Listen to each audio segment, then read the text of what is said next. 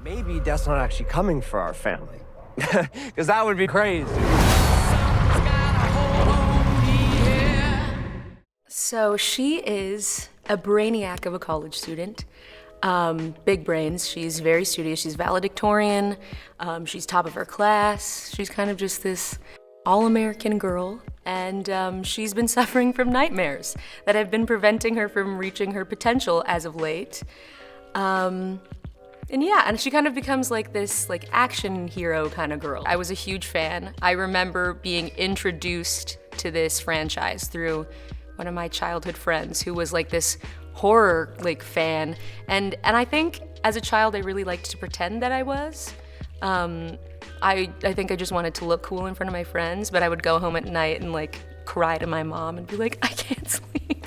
But these movies had a huge impact on just me growing up through my elementary school years. So many people have been reaching out to me, people that I know, people that I don't know, sending me pictures of log trucks. So I think as a whole, everybody has been kind of traumatized by that logging truck incident and all of the other crazy deaths that happened. I think what really set this cast apart from anything that I've ever worked on was that we were able to meet in rehearsals prior to our first day on set. And we were able to come in and kind of workshop the scenes with Adam and Zach and Sheila and Craig and just kind of find out who we were, personally in real life, but also what we could bring from our lives into these characters. And it was kind of it felt like speed dating almost, because we were all just in this room for a week, getting to know each other, saying how we would act, or talking about how we would behave in these certain circumstances, and then kind of switching things to make them more our own. And it was really like a crash course on learning all of these people, which was lovely, because when do you ever get that? I don't think I've ever had that in my life. So yeah, it was really great. We really all do seem to operate as a family. Everybody is so silly, and it's just great. It's I can't even to be specific about it. I remember meeting Teo for the first time and being like, wow, this is my brother, and he really does feel like a brother to me. I do have a younger brother, but the two of them are so polar opposite, which I find is so interesting. But I still do have those older sister instincts to just protect and make sure he's okay, and also he says silly jokes all the time, and I have to roll my eyes and laugh, but he's great. I do love him. I feel so honored to be in this position, in the place that I am, with all of these people, telling this story in kind of a reimagining of what Final Destination is in this specific way, because I come from a huge family, and family morals are huge for me. So to do a Final Destination movie about a family is so, scary, first of all, because, you imagine this happening to your family. But I think what's so interesting about this one is that it's the way that they've reimagined this. There's so much heart and soul in this one, because the connections are deeper and because it's family, that it feels less like a horror movie and more about a coming-of-age story of a family trying to make it through a hard time. Charlie's personality at the start of the movie is a very closed off, but sort of wanting affection from those who have left him at the start of the movie. His personality, but underneath all that, he's a fun, he's just a regular teenager who gets sort of shoved into this horrible situation. But I was a huge fan of the Final Destination franchise. The third movie is one of my favorite horror movies of all time. The fifth movie's great. The bridge sequence is so iconic. the highway sequence in the second's also so iconic. And Devon Sawa, the lead in the first movie, played my father in the Chucky television show a few years ago. So that was cool. He was the first person I texted. He was so excited. It was really cool. Then we got dinner a few months later, and he regaled me with all the stories from filming and how like I think talking to him made me realize how crazy this franchise is, and how, you know, strong the fan base is, and the ride I was in for. This movie's very much about family in a way that none of the other movies were, and it's really funny and it's really relatable. The fact that they're doing almost everything practically, I think, is gonna really translate into the finished product, and it's gonna look awesome. It's gonna be brutal.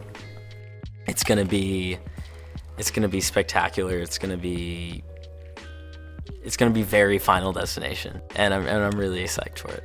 Audiences should look forward to another Final Destination movie, but a fresh new take on it, a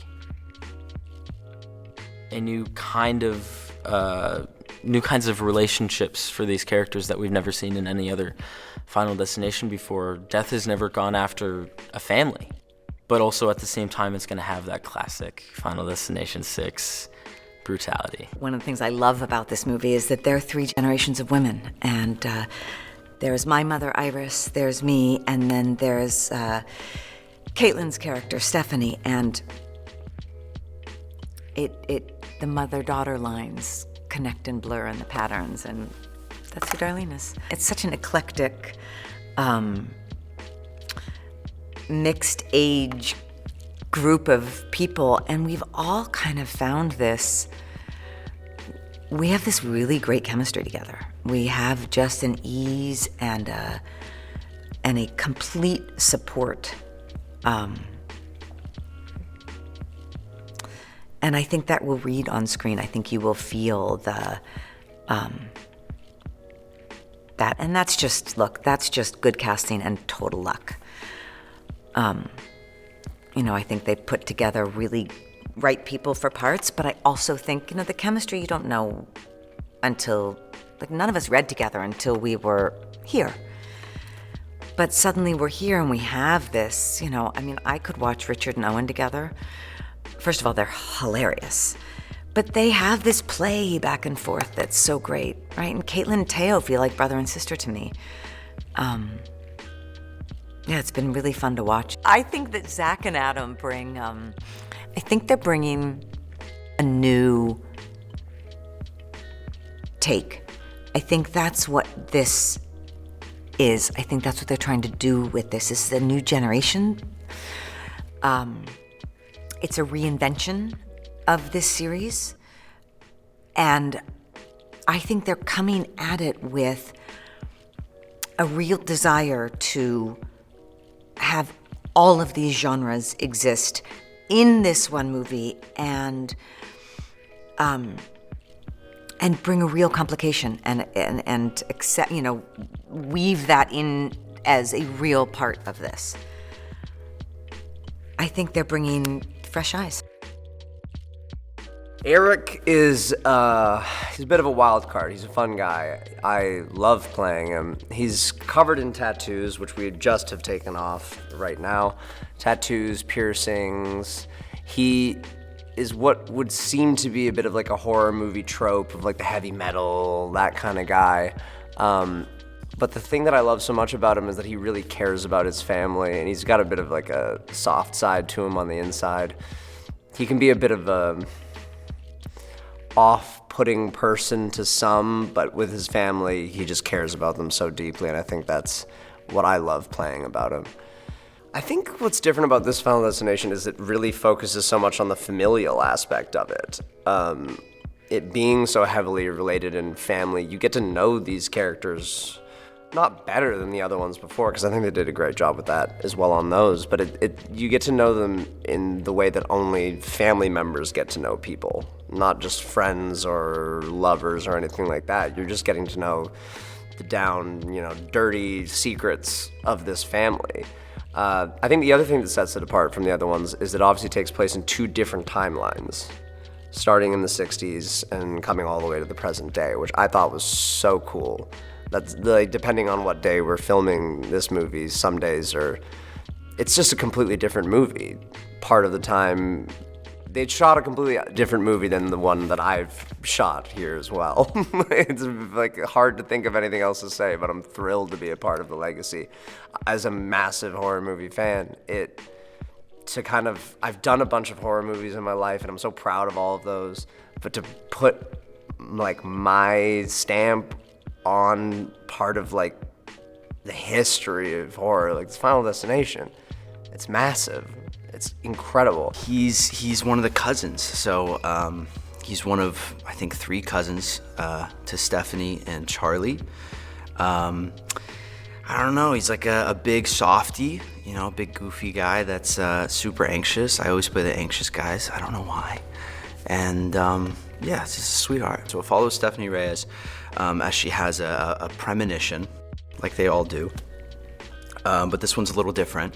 So, she tries to come and save her family and convince them that they need to follow her and listen to her in order to live. But while she's doing that, there's kind of a parallel of her trying to figure everything else out and kind of put together the clues that are like within the premonition that kind of solve the mystery of the whole, Final Destination universe. The fact that I get to be in one that's like, the following is so intense. It's like a cult following. Everyone loves it. It's really exciting to be able to like step into that world and be a part of it now, be a part of like Final Destination family forever. And, I just hope we make the fans happy and we make people proud to have another movie. Final Destination really brings to life anxieties that everyone experiences. Everyone has those intrusive thoughts where they think, ooh, what if I step out into the middle of the road and, something falls off a truck and takes my head off? That's not gonna happen. Everyone has those anxious thoughts throughout their daily life, but it taps into the fear of like, what if that was real? Final Destination taps into that fear of what if those anxious thoughts were brought to life. And the other part of it that I think people really relate to is the idea of fate and the idea of, can you change your life's path, or are you fated to go on this railroad track to follow this path that's been set out for you? So Final Destination really taps into those, philosophical level of thoughts that everyone has. One of the most exciting things about making this movie was all the practical effects and stunts we were able to do. The team, the producers, the studio was really excited to do as much of this movie practically right in front of our eyes as we can imagine, in order to really, bring the epic scope of this movie to life. The crazy thing about Final Destination, it was, the first movie came out 25 years ago, and even the last movie came out, was it 13 years ago? Mm-hmm. And so it's been a while. But at the same time, I think current kids, teenagers and stuff, have discovered it, especially on YouTube. There are so many videos analyzing all the Final Destination deaths, or how you could have cheated death in Final Destination 2, or the best kills ranked from Final Destination. So I think a lot of... Or just videos of things that have happened in the real life being posted true. On YouTube saying, look what happened, this is from Final Destination. Yeah, my real life Final Destination moment. So FD has kind of lived on in the public dialogue, even though it's been so many years since the last movie. And I think, people who weren't even alive when the first movie came out know the franchise from YouTube and from the other online stuff. And, we're really excited to make this movie for them too. There's a lot of people we're excited to traumatize. Cast in this film is really unique when you look at all the other Final Destination films. A lot of the other films, it's 6 or 7 young, pretty people who find themselves in a bad situation and they all die one by one, which is great. But in this film, we have an entire family. You know, we have a character who's 16 all the way to a character who's, you know, in their late 70s. And together as a group, they have to survive death coming after them. And so what's really cool is seeing the dynamics of all those different age groups, all marked for death, all kind of working together. And we had to find cast that could all work as a family, which is even more challenging than in the other films. You know, not only did we have to find amazing actors that all feel unique and grounded and relatable, but they all had to work together as a family that you would believe has that kind of chemistry and history of all having been together for a really long time. One of the great pleasures of making this film was working with Rachel, our production designer, because it was a humongous challenge to make these really unique environments, but also make them iconic to the franchise and memorable, as a lot of the locations are in the previous films. And she really brought an incredible eye of design, but also a love of the franchise, to find all sorts of different ways of building omens into the actual designs of the world themselves. One of the key ideas that we all fell in love with was this idea that circles kill. And it's a great drinking game if you want to watch the film on your third or fourth viewing and take a swig every time you see a circle. But death represents itself in a lot of ways by a circle, because fate comes back around and you can't escape it. And there's all these ways that we brought a round shape into the design of the entire film. Julia is Stephanie's cousin, and so she's one of the Campbell family, which means, I guess, she's not supposed to exist like the rest of them. She's in death's path, she's in danger, so she's Stephanie's cousin, member of the family. Two brothers, older brother Eric, younger brother Bobby. I think she's super, like, I see her as very loyal. She's very protective of her family, I think. So I think for her, when Stephanie starts kind of going off the rails and saying that death is coming to get them, I think she's really, really skeptical of that. Like, she's definitely, like, kind of rolling her eyes at the whole thing, I think. Although, yeah, I guess you find out that death is, like, the only thing you should not roll your eyes at, probably. The movie's about this young woman, Stephanie, who starts having these nightmares, and she starts digging into the past to figure out why she might be having them. And then she sort of uncovers this very classic Final Destination plot of death, you know, coming for a group of survivors. It's just that the group of survivors has gone on for so long that, like, it's been decades and decades of death coming for the people that survived the Skyview disaster. So, it's about her realization that her family is next, her mother is next, her cousins and her uncle are next, and what she has to do to try to protect her family. Obviously, every Final Destination film has to open with a giant scene like this. I bet if you ask the creators themselves, they would say they've outdone themselves this time, because it is like, we refer to them as two separate movies entirely, because the whole Skyview opening is so involved and so intense. And I think as soon as you see the Skyview tower, you're like, okay, people will be falling to their deaths. It's just a question of how many. I love my castmates. I love Caitlin and I feel like just had an understanding, like, right away. You know what I mean? Sometimes you just meet someone, you're like, I feel like we've been friends forever. And that's how I feel about Caitlin. And then similar, I think, with Richard and Owen, it's like, in some ways they feel I have brothers in real life, and in some ways they already kind of felt like my actual brothers. And so it was really easy, like, right away, I think. Both just hanging out, everyone has a great vibe. It's been really cool to see, how much attention to detail has gone into this. I imagine maybe we would just be using a restaurant somewhere in town, but they've recreated not just one, but multiple versions of this entire rotating restaurant with the whole micro LEDs surrounding it, and an immense amount of background performers.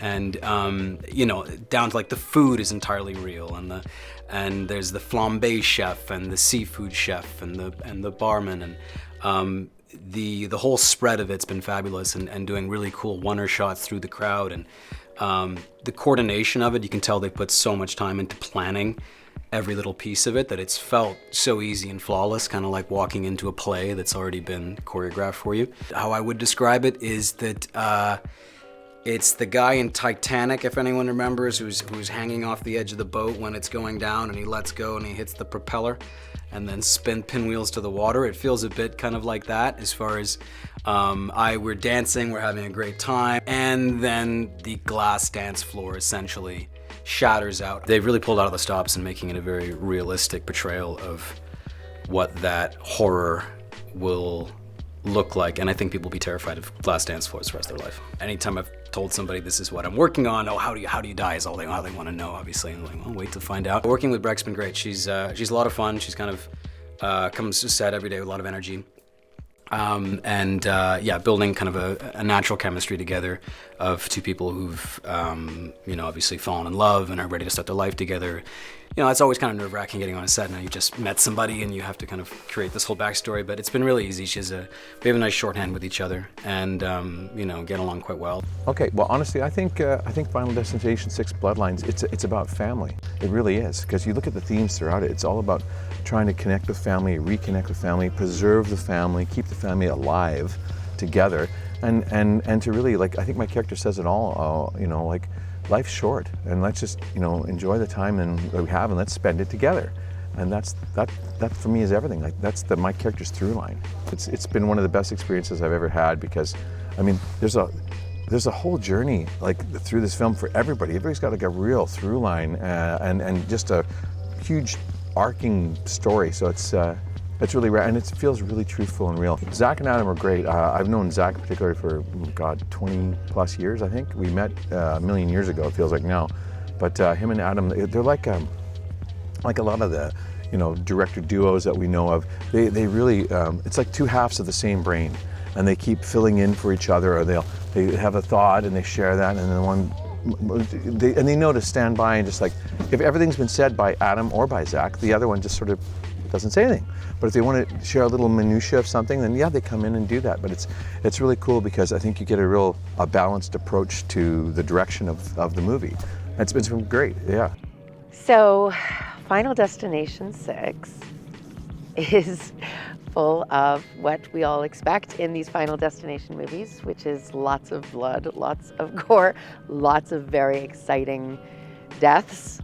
And that sounds so wrong to say, exciting deaths, but they're pretty epic in this movie. My goodness, I am blown away every day by what I see. And today we are filming the death of somebody very close to me. That's all I'm going to say.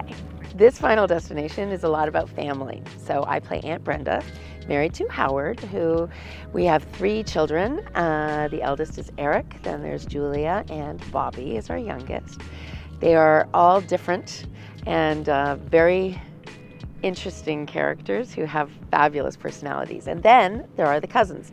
We're considered the cousins in the script because the main family is Caitlin and Charlie, and their dad, Marty, is my brother-in-law. I'm not gonna lie, when I auditioned for this movie, I was super excited because, everybody knows the Final Destination movies, but they go back 25 years.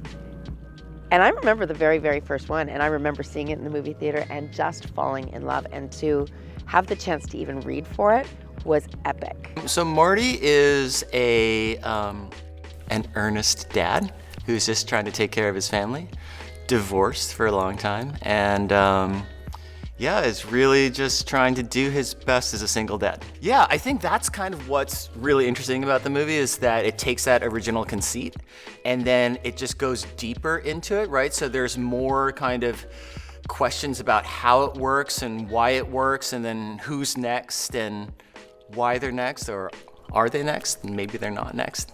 So yeah, I think that's the fun part of it. But that's what struck me the most about the truth of these premonitions, is that we all have them, right? And we don't, but they obviously generally don't come true.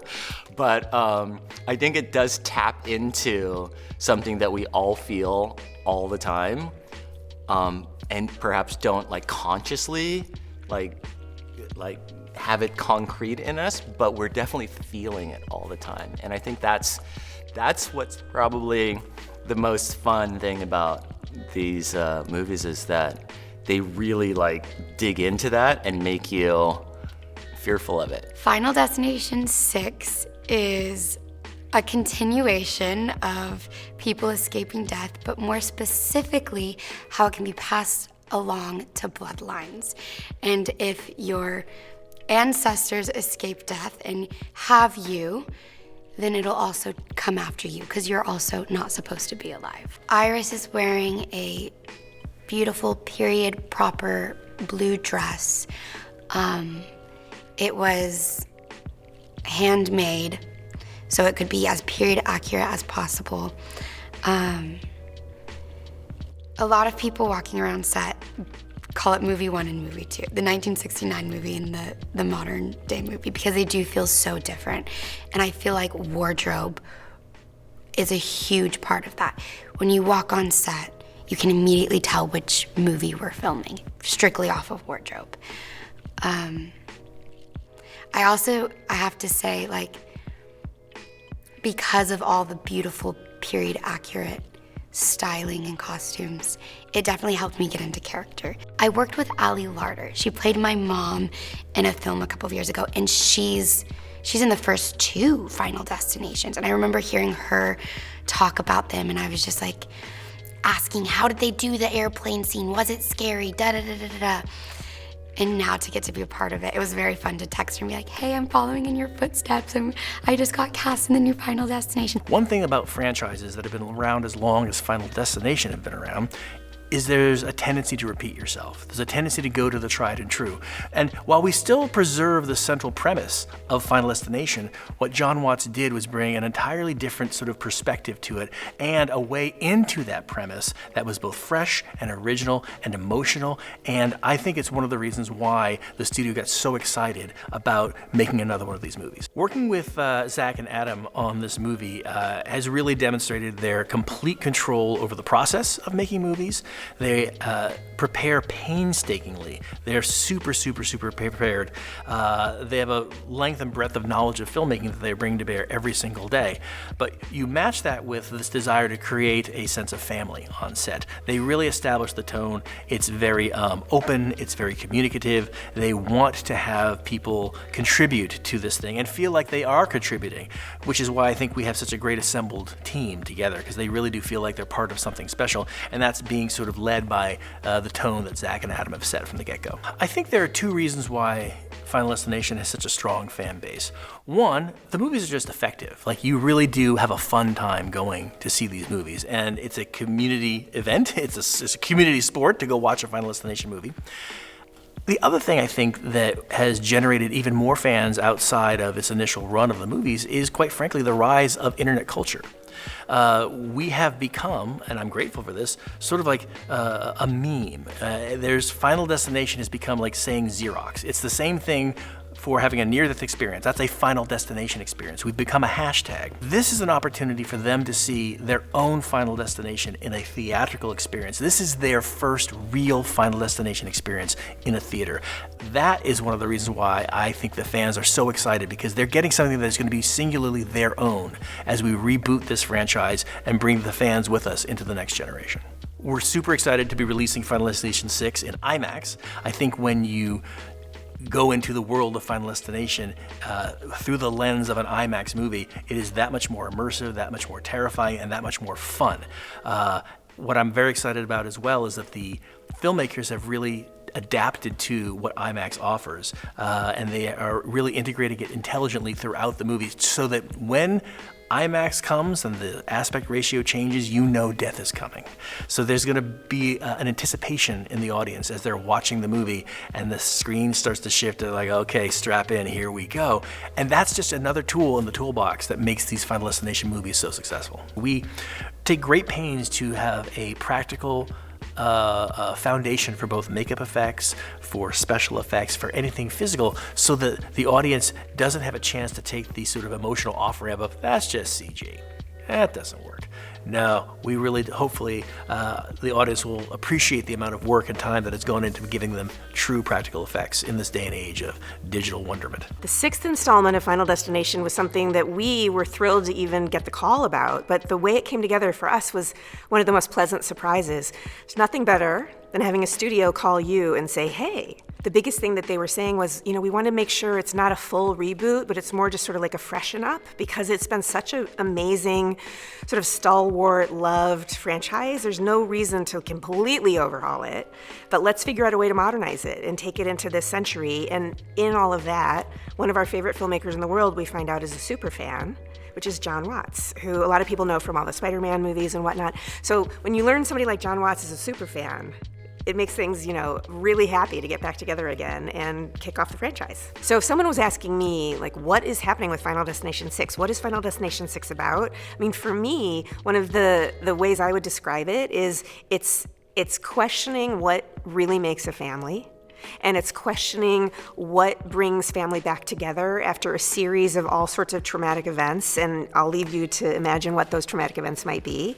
But it also unpacks sort of the truth about what it's like to have a giant family and all the crazy drama, but all the crazy love that comes with that family. I'm beyond excited to be making a movie that's theatrical, and also beyond excited to make a movie that's IMAX. So we feel lucky on every front, but yes, if we had a chance to make more, it's very hard. I will be honest, it's super hard to find everyday things that we can ruin for everybody out there. It gets trickier every year. There's only so many bus hits you can do. There's only so many escalators you can kill someone on. When you come to see Final Destination 6, whether you're a fan of the franchise or you're new to the franchise, one of the things that everybody talks about with Final Destination is, you go for the kills, everything else, but in this one, we decided to plus it up. We felt like the challenge was on us to make the characters and the story as engaging as the kills, and it was on us to figure out a way to help you get so invested in these characters that the play-along factor for how they might die was going to be amped up that much more.